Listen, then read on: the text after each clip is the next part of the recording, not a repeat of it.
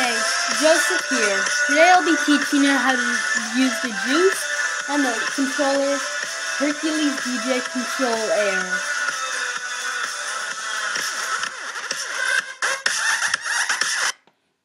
That was a simple mix. Since these songs are part 1 and part 2, when this went into the outro with the drums, I put this when it was about to get to the drop. Therefore, it was pretty much like the song never stopped. Some mixes are harder, and there are many different strategies, but that's up to you. I'll just be teaching you how to use the software and the controller. These songs are also really easy to mix since they're at the same tempo. They're both at 126 beats per minute, which on the software, Dejuiced, you can see right here and right here. Let's say this one was at 148 and we wanted it to be at 126. We would press sync. But let's say this side's at like 189 and this side's at 175. If we want this side to match this side, then we have to press sync on the side that would match. But you see here, since they were so far apart, this one went to half the time of this one, which is pretty much the same, but not always. The sync button on the software is right here under the tempo changer, and on the controller, the tempo changer will be right over here, and the sync button will be right above it. Another important thing is loops.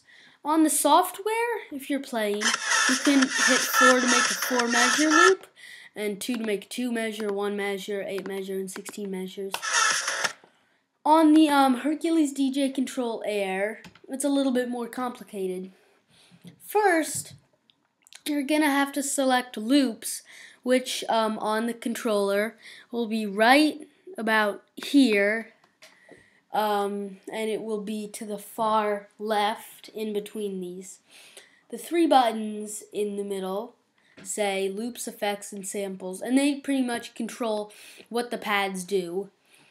To make a loop, we want them on loops. Then, let's say we want this to loop for 4 measures.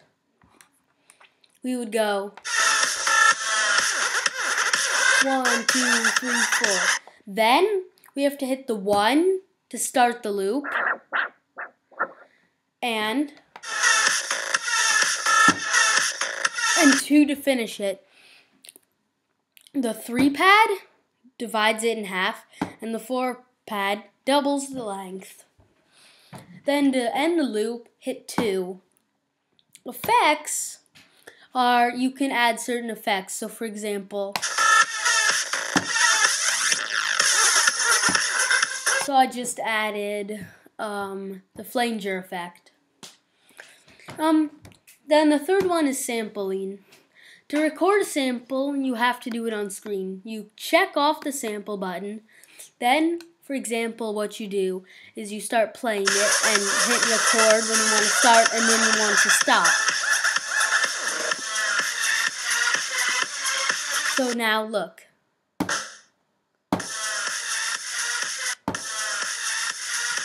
And now we have our sample.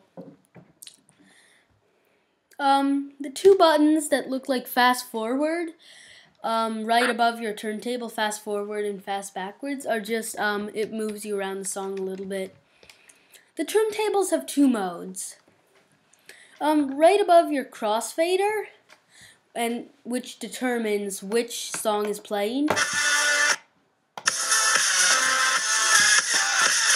And if it's in the middle, both play. But right above that, there's going to be 3 buttons. There's going to be scratch, magic, and record.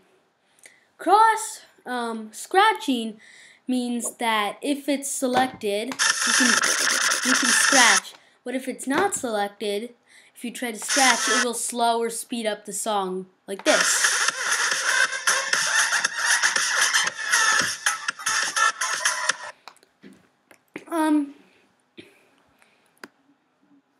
The button that's right under the sync button will change the tempo.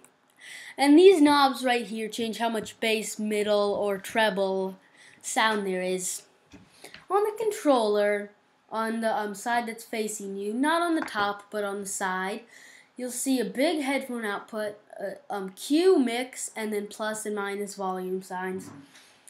Let's say you have headphones in there. If it's on mix, it'll be like the crossfader determines what comes out of your headphones. But if it's on Q, you can check either of these boxes off to decide which side is in your headphones. So that's helpful when if you are on this side and you're playing and you want to make a loop on this side to mix into this song or to mix out of this song. To get to your songs, I just have mine in iTunes, so I just go iTunes library and it brings me to all my songs. You can set cues to different spots in your song. So for example, you can like Q1 so you can skip around to those places. And yeah, that's my tutorial on Dejuiced. Joseph out.